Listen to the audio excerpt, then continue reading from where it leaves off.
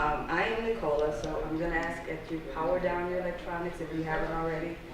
We're going to be doing an active exercise today. It is actively being aware, because most people walk around, I say consciously unconscious, and we do a multiplicity of things at the same time these days with all the electronics that's going on. So it's hard for us to stay focused. And I think we're going to be dealing with traumatized military people. One of the things that we need to know most is how to focus in and be available when people are speaking. It seems like I got a lot of vets already, so y'all know what I'm talking about. How many vets do I have in the house? All right, awesome.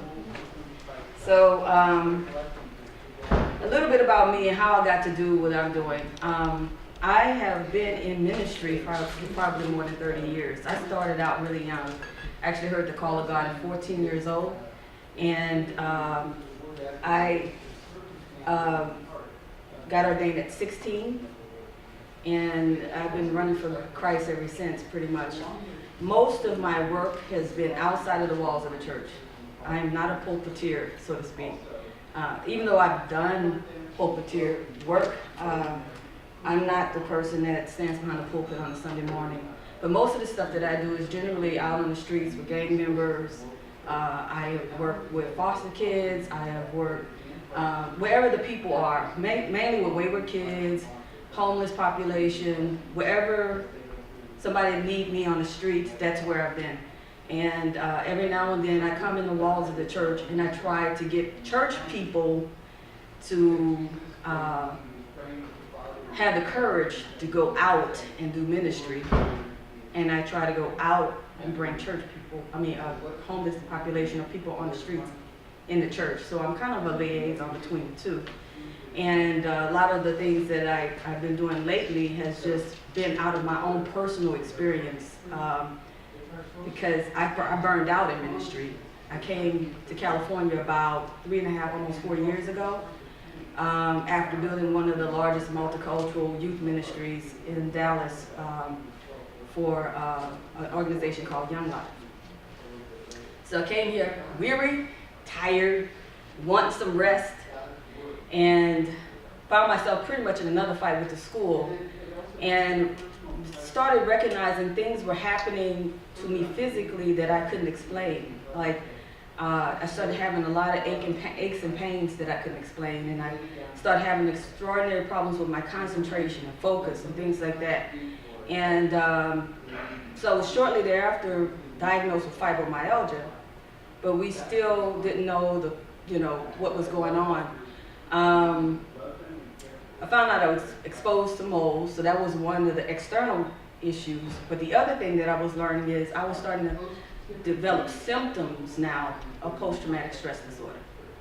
Now my school, Fuller Theological Seminary, does a lot of work with preparing future psychologists and psychiatrists and theologians. And they would do periodic seminars on PTSD and things like that. So I went into one of the seminars looking for some answers. And they had like a wall worth of symptoms, and I didn't really find myself on the wall. So I'm looking around the room and I was like, somebody's gonna ask questions about X, Y, Z. And I recognized that I'm the only one in the room that looks like me. I was the only black person in the room. And so I realized that most of the studies have been done on white males in the military, and they have no clue what I'm dealing with, but I have these symptoms. I didn't get a formal diagnosis until 2010, even though I've been carrying this stuff for more than 20 years, and I just didn't know what I was dealing with. So I decided to start talking about the other side of PTSD, dealing with it as a woman, dealing with it as a black woman in the military. And so people started asking me to do seminars and things like that at school, and I started speaking up, because I recognized for the most part in most of these things that I was in, I was the only person that looked like me in the room. And it goes to talk about some of the things that I realized that I'm dealing with culturally. Most of my people don't necessarily go for therapy, and don't necessarily go to be a part of certain study programs or whatever. So we're not the focus. And so I've been basically speaking out of my own personal experience, because it became something that I was questioning for myself, trying to get through my own hurdles, and I'm still trying to get through my own hurdles. I'm still in the midst of it as I'm talking to you. And at the same time, I have been trying to open the doors for conversation about stuff that we're actually not talking about, and the gray areas in between things that we're not talking about. So that's kind of the ministry and the PTSD side of me. The military side of me is I spent 12 years in the United States Air Force.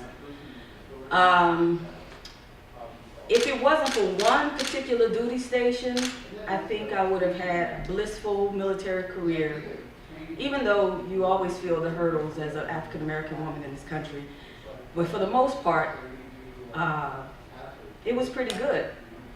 I went to a duty station in Georgia, Warner Robins, Georgia, a little small town, and I had a big eye-opening experience. And that is where most of my trauma occurred. And I can't say that it was some tour duty in Afghanistan or something like that, but it was stateside, on a military installation, by military personnel, because of the color of my skin and my gender. So it set off a whole world of trauma that I've, for a long time, buried and had to start dealing with recently as things are resurfacing. So that's part of my military side. My disclaimer is this: I am not the most politically correct person. I might say stuff in here and like, that's not politically correct, but I feel like this: if you're gonna work with people in your congregations and you're gonna work with people as counselors or whatever you're doing, you need to know the raw, dirty truth. And one of the other things that I went to at school was a panel discussion of military people that were coming in, and they were trying to convince civilians that they're now open to help and that they have now resources for military personnel to get the help that they need. And I'm sitting back there like, that's a lie. And it was keeping everything so sterile and so clean while they're trying to talk about war. And I was like, this is not sterile, and it's not clean, and it's not pretty. I don't care whether you're on the combat side with a gun or you're working on the other side of things without the gun. It's still not a pretty picture, no matter how you look at it. And I don't think that they were giving people the truth about what they're going to be dealing with when they start talking to people about trauma. And so you're talking about people who are being trained as psychologists and psychiatrists, and they are people who will be going in ministry, and you don't want to tell them the real deal. And I'm like, if they can't handle somebody like me, they're really not going to handle somebody that's way off the mark. So I just tell the truth like it is. And sometimes that is not going to sound pretty. So I try to keep it sterile and clean as much as possible on paper, though. And along with some of the things that we're talking about here, I'm going to be telling my own personal story on some of this stuff too. I realize a lot of people have no idea what post-traumatic stress disorder really is. So I did do a definition of it as a condition of persistent mental and emotional stress occurring as a result of injury or severe psychological shock, typically involving disturbance of sleep and constant vivid recall of the experience, with dull responses to others and to the outside world. So that's one of the definitions. As I'm saying this, they're still trying to define it. And they still don't know all the pieces to what makes up PTSD. It's such a recent diagnosis, so people are really trying to figure out, is this piece fitting into the picture of PTSD and what we know as PTSD? But several criterions. It says trauma survivors must have exposed or actual or threatened death, serious injuries, sexual violence.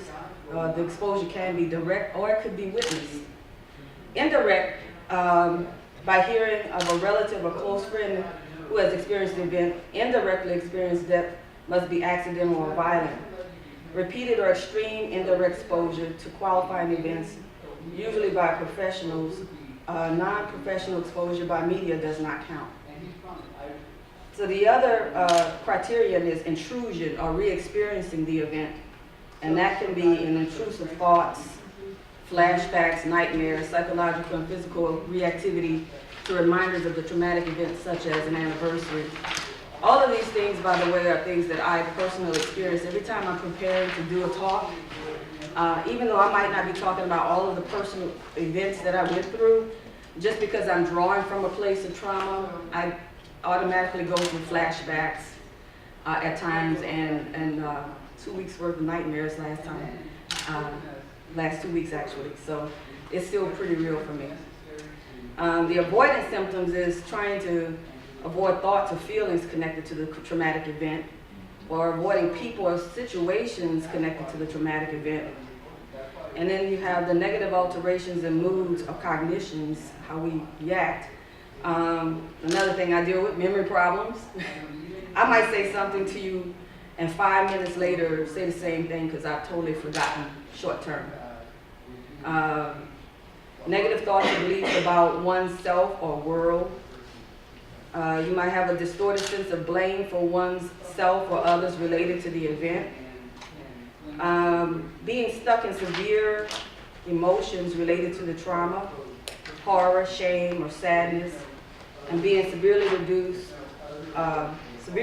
interest in pre-trauma activities.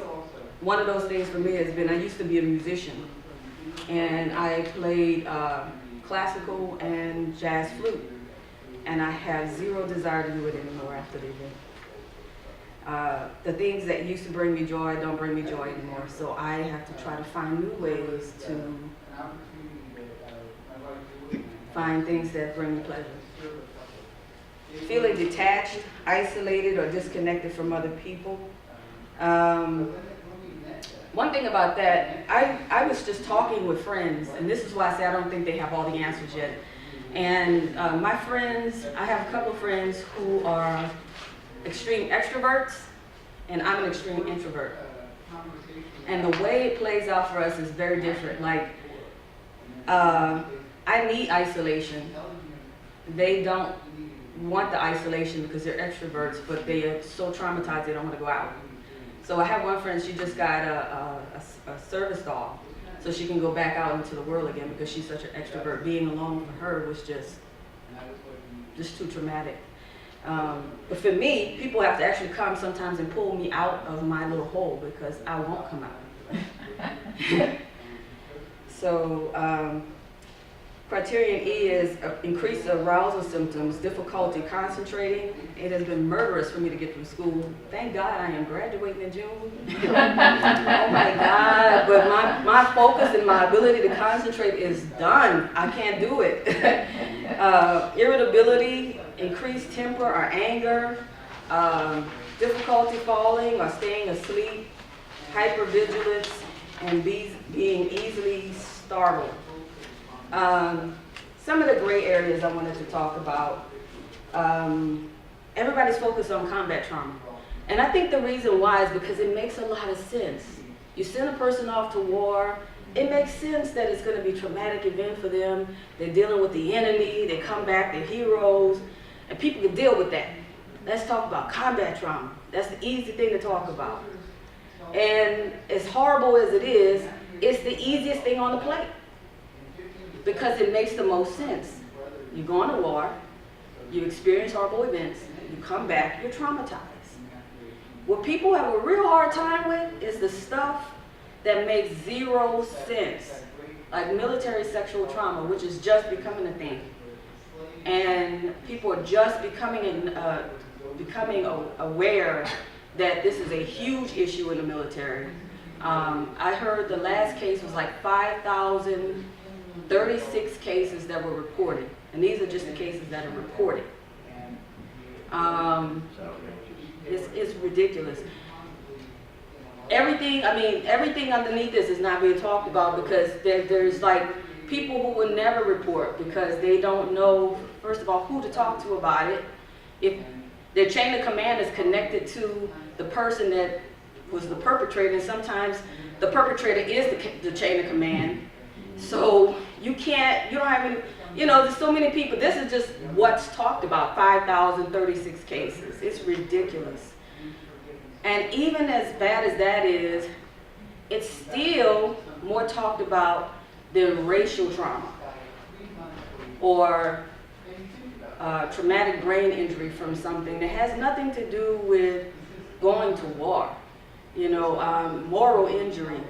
And you're going to see more stuff like this coming up because of the way we're doing war now, like with drones and the fact that we can sit here and kill a massive amount of people, watch it on the screen, and not ever be affected by being in that space, but it's still messing with your head. You've got military orders to do this. What do you do with that? You're going to go to a pastor looking for help. How does God receive me? I carried out my orders, Nobody's talking about these gray areas in between combat and military sexual trauma. For me, I go on base to Georgia, and certain things I've come to understand that I'm going to be different in the military. First time out the gate, because my first day military, my first time meeting my TI in military basic training was, "Nigga gal, what are you doing in my Air Force?" That was my introduction to the United States Air Force. So I already know out the gate I'm gonna have some problems. But when I got to my duty station at Barksdale, I was pretty much surrounded by a bunch of very powerful African American women. There was a network around me. They were my mentors. They guided me. They helped me study for my tests and make rank, all of this stuff. And so I felt really, really supported at this particular base. Even though my first day on that base was come in at 4:30 instead of 8. Why? Because we're going to get sabotaged for this red line inspection just because. So we're going to have to come in early and fix it because the white guys are going to mess us up. We come in at 4:30 and it's sabotaged and we got to fix it before the inspection. So these are the kind of crazy stuff we're already dealing with. But I'm much more able to cope because I have a support network. What happened is they decided that they needed somebody for a project in Georgia, and Georgia houses the headquarters for all all reserves, Air Force, Marines, whatever. So they send me to this base, and the base is like larger than life. It's like if this whole room was the town, all of that back wall is the base, and there's this one strip called Watson Boulevard, and that's the strip of the town, that's the street of the town, and everything else is just, everybody supports this base. So they put me in a motel down the street initially before they can get me processed on base, and they give me a military vehicle. I'm in full blues, and they tell me to go to the motel and check in, come back tomorrow.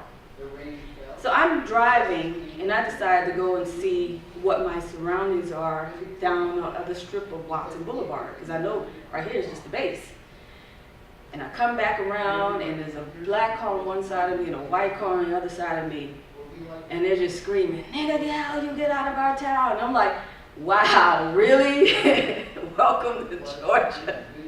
And like, even if they didn't, sometimes this is what I'm saying, if they didn't respect my color, they at least respected the uniform, but not in this little place. So I'm like, wow, this was probably the best day of the entire experience, because it just went totally downhill from there. I was attacked on every level, from medical doctors doing experiments on me.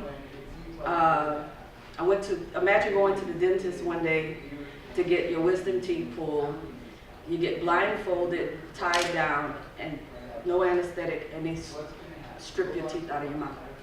I woke up in the hospital like 3 days later. One of my Air Force sisters took me home. But it's, you know, just traumatic event after traumatic event. I had one case where I was constantly being harassed by this bus driver. One result was him pulling off before I could get off, and it tore all the ligaments in my hand when I fell.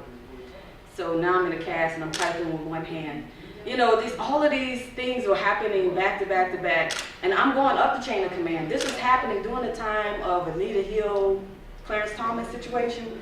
So at this particular time, there is no laws like sexual harassment in the workplace. She helped to make that a pertinent thing. So I'm going through all of this chain of command while she's going through all this stuff in Congress at the same time, and I'm like, wow, there's no help for this.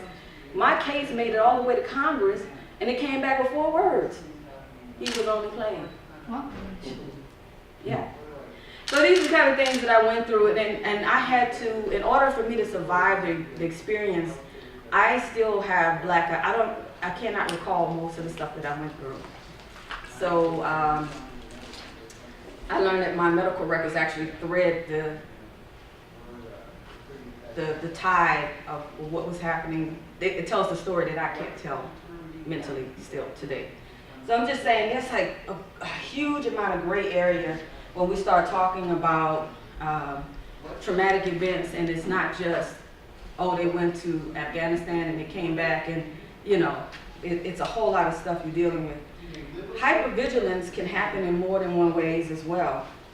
Can I get a volunteer for this one? I want to do something with some paper. I need like several pieces of paper. Yeah. Yeah.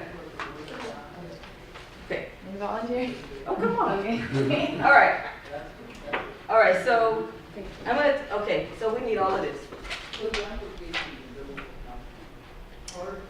That's some important information. Lives depend on this, okay?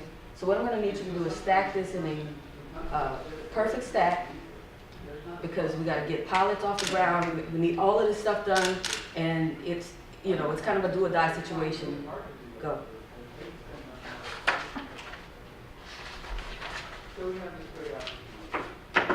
It's 5 o'clock, you're off. 7 o'clock, you're back on. What? What did you do? Why is that not done? I mean, what did you do? Why is this just getting done? This should have been done yesterday. I need you to stack this perfectly. 5 o'clock, you're off. 7 o'clock, you're back on. What is this?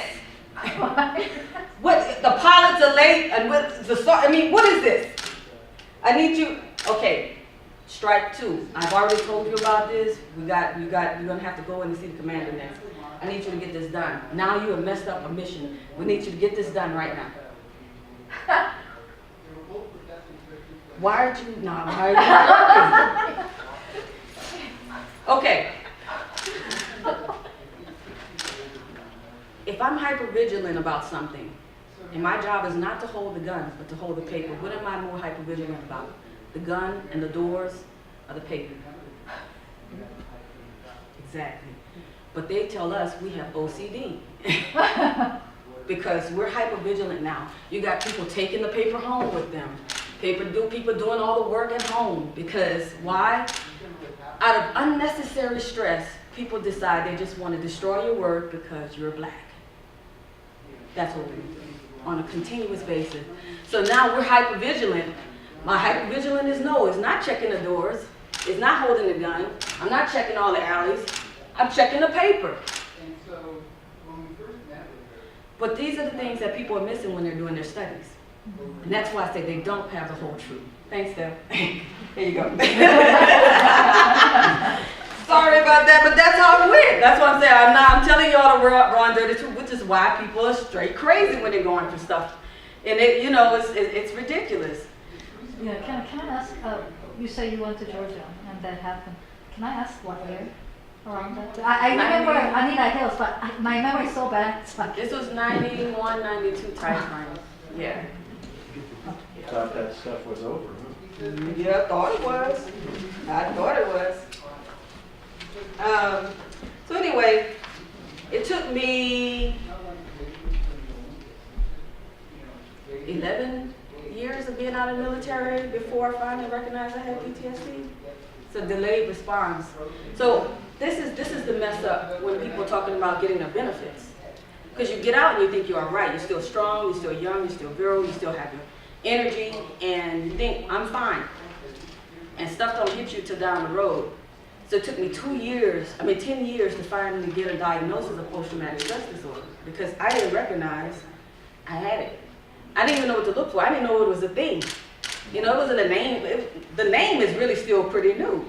So people are now struggling to get their benefits from stuff that happened to them while they were in the military.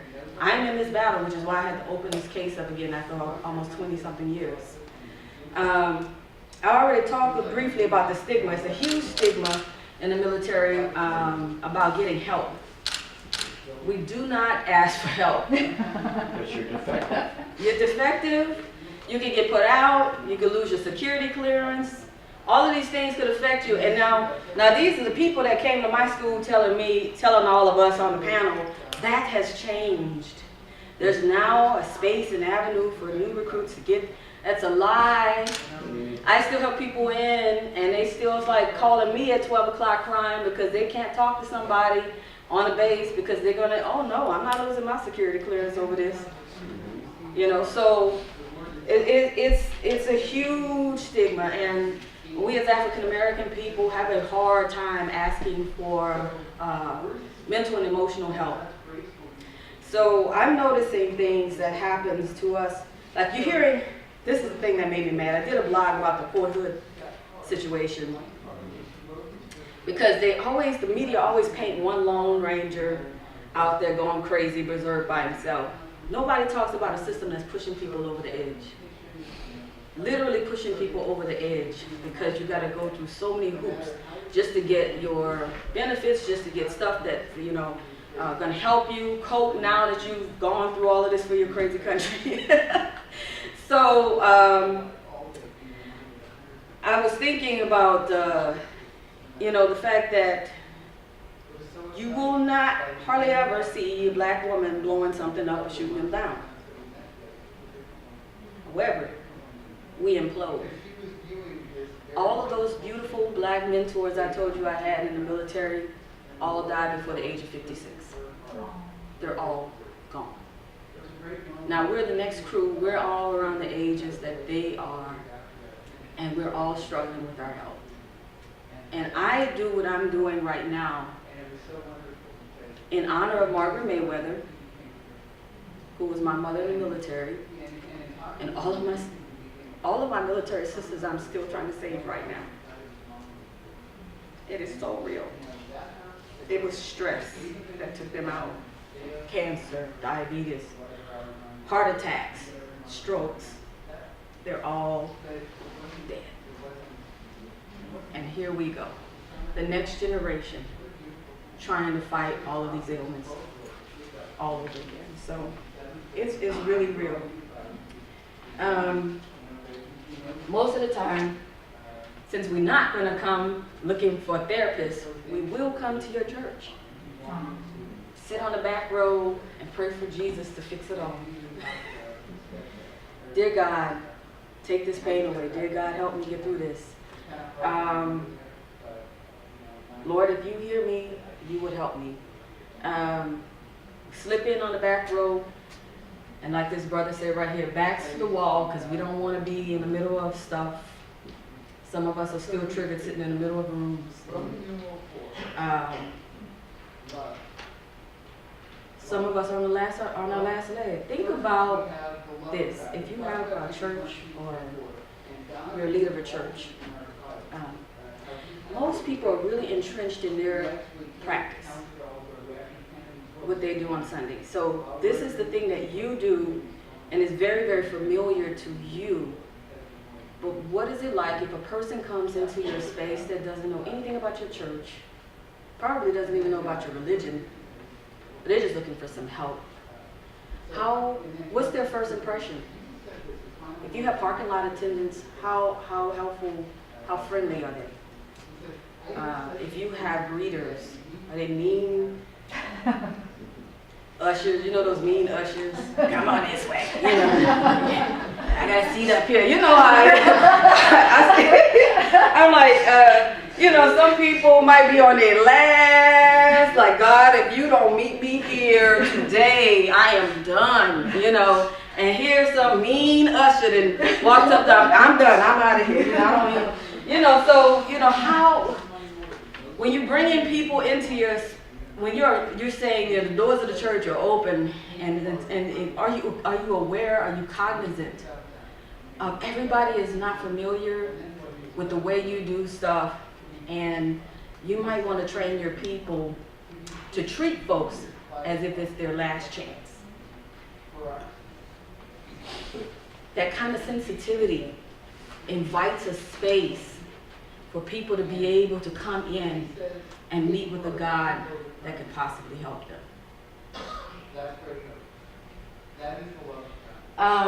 I wrote capacity because that's a huge one. And while I'm saying this, let me tell you, the church thoroughly failed me. I've been in ministry for 30 years, but the church thoroughly failed me. And I'll tell you why. A lot of it is capacity.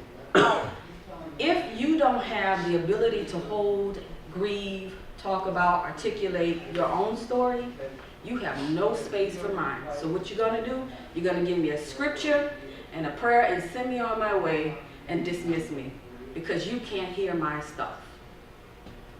I had a professor one time, he said that there was a person that he knew was in the hospital. She had just lost her baby.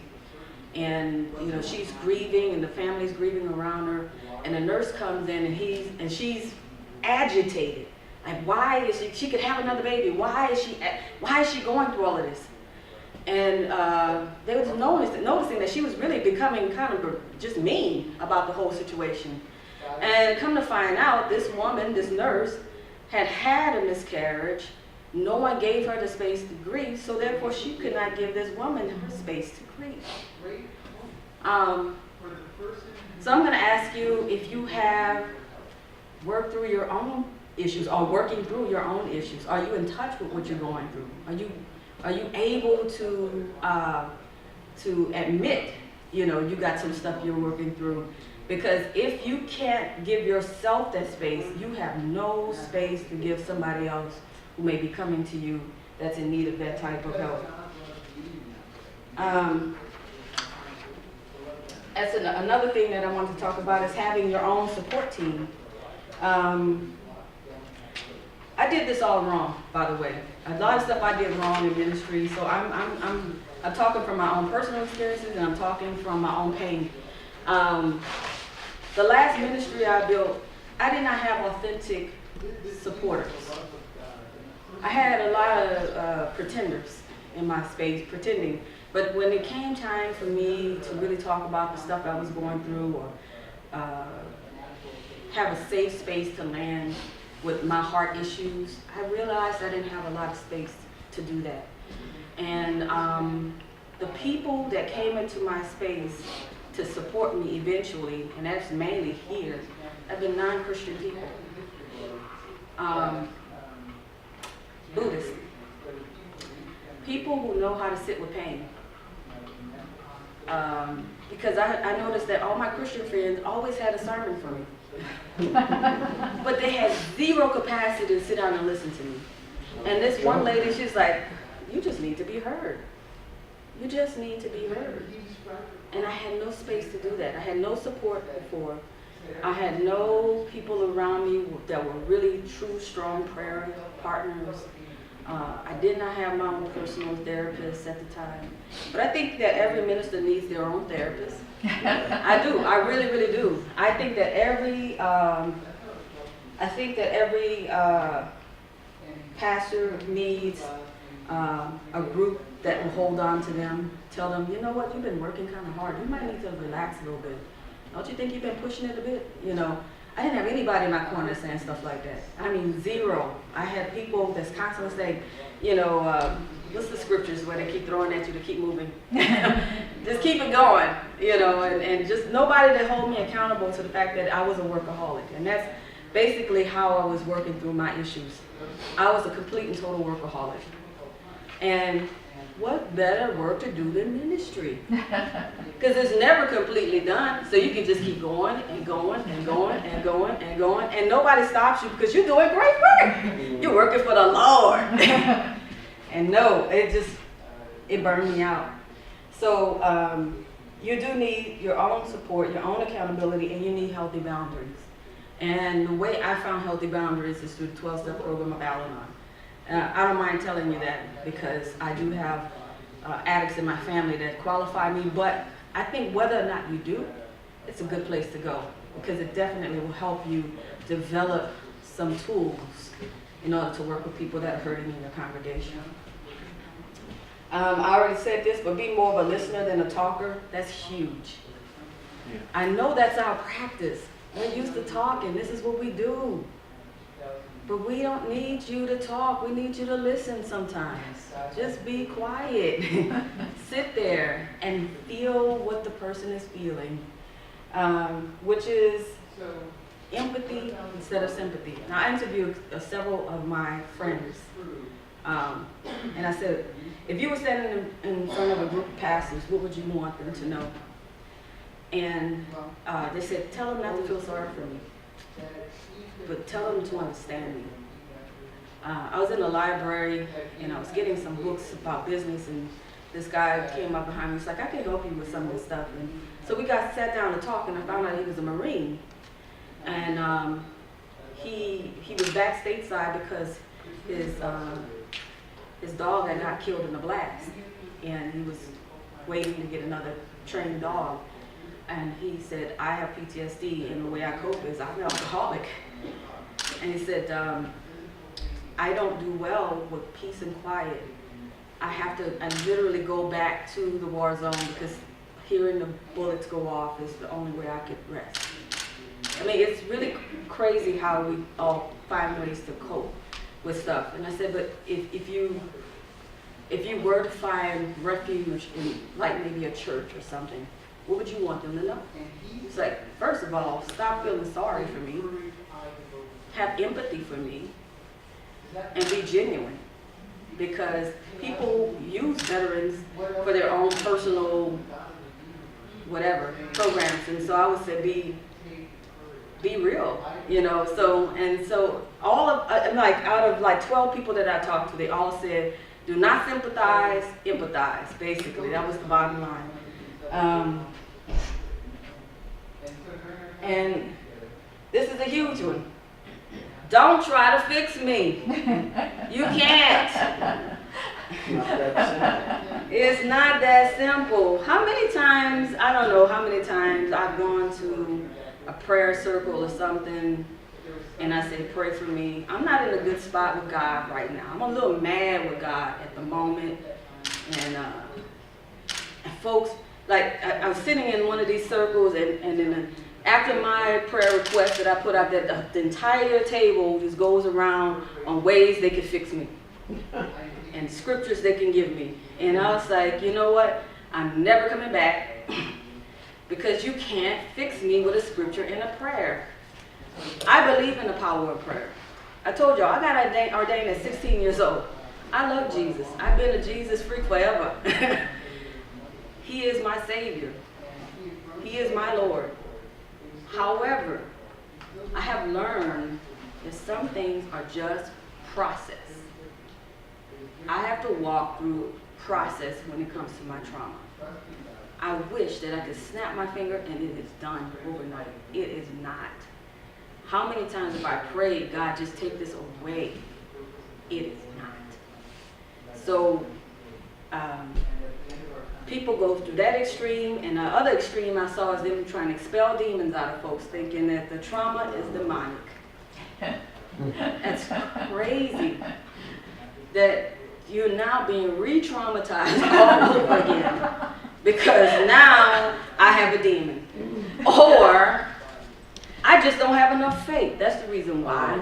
I just don't have enough faith for it to be gone. That's, you know. So I'm constantly being re-victimized over and over and over again because Christians don't know how to deal with process and pain. And that's the reason why I'm doing this. It's because I really need people in the church to wake up to the fact that things are sometimes just a process. And we have to go and be able to walk with people through the process. And that's not always the easy thing to do. And a lot of people walk away from walking with people during the process because it triggers them. It makes them feel something they don't want to deal with in their own self. So if I hurry up and fix you, I don't have to feel this. So I'm going to give you something, anything, so you can just be okay, because I need to walk away from you. I don't want to sit with you through this. And we got to wake up and do things a little bit different. That's not going to work. We got to do things a little bit different in the church. I'm a little bit saddened that more people didn't respond to workshops like this, because it's real easy to talk, but it's so hard to walk the walk. People like Christian light. Yes. They want the easy stuff. Well, this is not easy. No.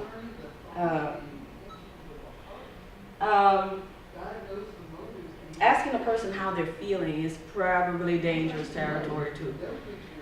A lot of times we don't know what we're feeling. I stayed numb for years. I had like back-to-back traumatic events. So like, I went through all of this stuff on the base, and I'm coming off of active duty. I'm going back into reserve status. I just got this stupid letter back from Congress. He was only playing, and then I get a phone call that my brother had been shot. So I bury this stuff that I just went through. I never processed all of this pain, and I went to the next traumatic event. I'm from New Orleans. Guess what? I went through Hurricane Katrina event. So now I got another event to deal with. I don't have time to process all of that stuff. I got the next event I got to deal with. So it's like back stuff. It took layers of unraveling in therapy for me to finally get to a place where, oh, this is a core issue we need to deal with. This military stuff that you had packed in a box in the back of your mind somewhere all these 20-some years ago. So we don't know what we're feeling. I was numbed out. Work was my avenue to stay. I was busy all the time. I didn't think about that. Busy. Until my body broke down and I burned out and I couldn't be busy anymore. Then I had to deal with the flood of emotions that finally came up and resurfaced after 20 years. So you might want to stay clear of the feeling thing. And also be truthful with people when you're dealing with them. We have a high BS barometer. We will spot it a mile away. It makes you angry. Makes you real angry. It's like, I might not even say anything, but I know one thing, I will never trust you again. And with the truthful, I would say with the other thing I said is watch your questions, because I'm really still shocked at the fact that people ask this question so gleefully. So, did you kill anybody? Oh. And it's like, I'm waiting for the entertainment of the grueling details. You know, I'm like, did you sleep with your wife last night? How about that one? You know? Make up something. Yeah, make some, why would you ask that? Well, why would you ask that? You know, just, that's crazy. Why would you ask me a question like that? So, people's words and questions, you really have to watch what you're saying to people. I went to the VA a few days ago. I was supposed to be doing a follow-up appointment on some tests that was taken. I get there and they spring on me, oh, we want to do a biopsy. Really? Well, you didn't tell me you wanted to do a biopsy. Is it going to be painful? Well, it could be, but if you weren't driving, we could give you something for it. Do you recognize you're dealing with traumatized women? I'm in a women's clinic here. Do you know your audience? You don't spring something like that on somebody. She tells me, well, any normal person would just get on the bed and get the biopsy done. We're done. I'm out. Because you don't, just one word, you've lost me. So just watch your language for people when you're dealing with them. Watch your questions. Stick to basic stuff like, resources. So everything go okay with your shelter, your medical, you need any help, things like that. And you need partnership. I think that pastors try to do it all on their own sometimes, and they just really can't. You just need people on your team. I went to a church, and I gave my membership to this particular church because of this one particular thing. Y'all don't know of the Pasadena House of Prayer, PIHOP? Well, I have. yeah. Well, I went there for prayer because I was having flashbacks again. I mean, I literally would have the kind of, I was putting on my pants, I put in one leg, and I'm sitting there, and I see pictures, and an hour and a half has passed by, and I don't recognize it, that I'm not dressed yet. So I realized it was getting kind of bad. I was doing therapy. I probably needed to amp up my therapy. So I go to PIHOP for prayer, and they send me they tell me, I think you really need to go to this particular church. So I go to Pasadena Church, and they did something that I think that you should think about as a pastor, if you're a pastor or a leader.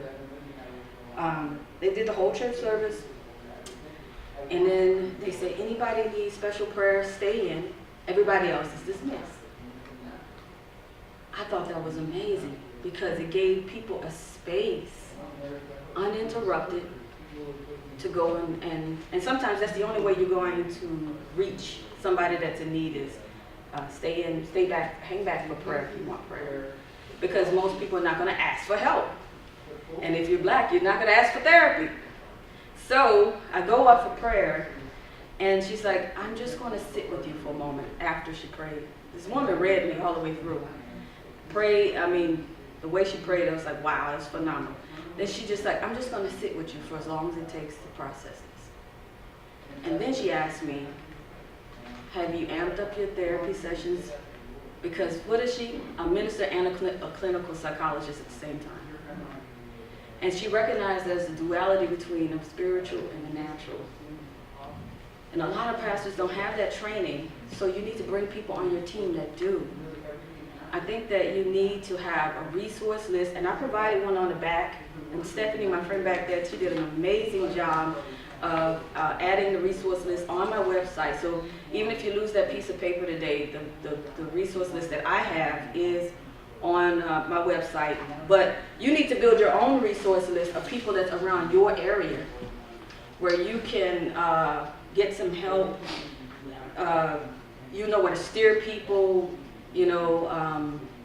bringing people, just becoming teammates with clinicians and drug abuse counselors, things like that you're not hanging out there by yourself. So you need a whole partnership to do this job. And I said this already, consider how you do prayer. And think about the people who are serving. I told you about this as first initial contact to your church, because it's pretty huge how you're perceived. You haven't even said anything. You the pastor, you standing up there. They're already pissed off with your church because your usher and acted a fool or the parking lot attendant have done something. So, just think about how you might need to sit down and hold a meeting and go through some of this stuff with your people, because not everybody is going to speak up that this is what they're dealing with, but they may be sitting in your congregation quietly and judging how you do business and walk out because you're... I got to go outside. The one door in my back door. You can come sit up here if you want to the back. I just need to get outside. Okay, that's fine. That's fine. I'm the same way. And sometimes you just kind of gotta spread it out. The other thing that I have is you can learn from other sources. The 12-step programs, they taught me a lot about boundaries. I think they teach a lot about keeping confidences. Church is real bad for prayer gossips. You want to trade with Stephanie? No, it's the middle's better. That's too close to it. Oh, because I'm like, I'm the same way. So I'm like, whatever you need to do to feel comfortable, please, whatever you need to do to feel comfortable, go. Just state it. Yeah. What was I saying? 12-step programs help me with stuff like keeping boundaries. The church gossips I was talking about, with the prayer gossips. Let's pray for so-and-so, because such and such and such, We don't do good at the church of keeping people's confidences, and there's no trust in that. And in order for people to begin to open up and unveil what they're going through, they're going to need you to know that they're in a safe space in order to be able to do that. I have not found that in the church. I have only found that in a 12-step room. We're failing big time. I was telling you about my Buddhist friend who basically taught me the power of sitting with the pain. So what is the pain teaching you right now? I'm teaching you need to get some rest. You might be learning right now. You need to learn your personal restrictions. You have done enough today. You need to rest. You know, things like that. We don't have, because what I've experienced with my Christian friends, they've always tried to hurt and rush me to the joy. Joy cometh in the morning. You know, let go of the pain. And we have a real hard time in the church with lament. But look at all the songs that talk about lament. But we don't practice that part of our faith very well. And so we don't sit with people well. The other thing that I wanted to talk about is service versus helping. There was a person from a prominent cancer clinic here in California named Rachel Remond, who wrote this quote. Service is not the same as helping. Helping is based on inequality. It's not a relationship between equals. When you help, you use your own strength to help someone with less strength. It's a one-up, one-down relationship, and people feel this inequality. When we help, we may inadvertently take away more than we give, diminishing the person's sense of self-worth and self-esteem. Now, when I help, I am very aware of my own strength. But we don't serve with our strength, we serve with ourselves. We draw from all our experiences. Our wounds serve. Our limitations serve. Even our darkness serves. The wholeness in us serves the wholeness in others and the wholeness in life. Helping incurs debt. When you help someone, they owe you. But service is mutual. When I help, I have a feeling of satisfaction. But when I serve, I have a feeling of gratitude. Serving is also different to fixing. We fix broken pipes. We don't fix people. When I said about fixing another person, it's because I see them as broken. Fixing is a form of judgment that separates us from one another. It creates a distance. There's mutuality in being able to serve. There's reciprocity. If I am giving out of my service, which I feel that I'm doing today because I am broken, and that's another thing church people have a hard time dealing with. I am redeemed in the Lord. You know, I know the lingo. I've been around it for 30 years. I am a broken soldier. I'm a wounded warrior. But I chose my wounds to be something I lift to Christ, to be utilized for humanity in some way, shape, form, or fashion. So the only way that I can serve today is to expose my wounds and say, this is my broken space. Peer within me. Take a good look. This is how you might be able to serve others better. These are the ways that I was not served properly. This is my service to you. This is what I do.